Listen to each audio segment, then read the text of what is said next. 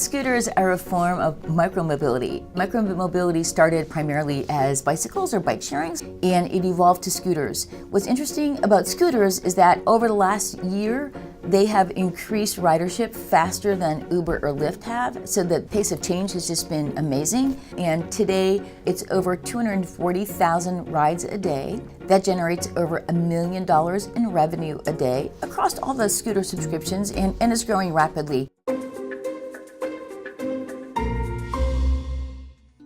If you think back 115 years ago, Henry Ford invented the modern day assembly line, and that made vehicles accessible to the people that were working on the line. It really democratized mobility. We believe that movement is necessary for human progress. So people need to move around very crowded urban settings. Scooters can help really in a number of ways if someone wants to move around the city.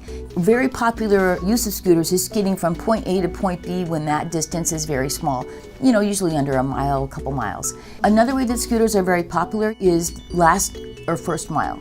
Some cities are finding that their public transportation, their transit networks are being underutilized, and a lot of it is because people can't get to that central point to connect in and use that public transportation.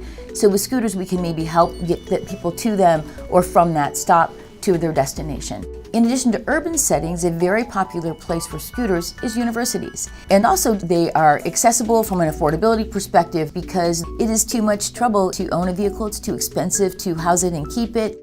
To operate a scooter network, it requires not only scooters, obviously, but you have to keep them charged, working properly. And it is really important to work with cities when you're embarking on any kind of mobility and that you're doing it in a way that respects the citizens. Some concerns are that the scooters will be left scattered around as people finish their rides. Some people are concerned that, there might be safety issues, and some people are concerned that they don't fit into the fabric and the flow of the city ecosystem.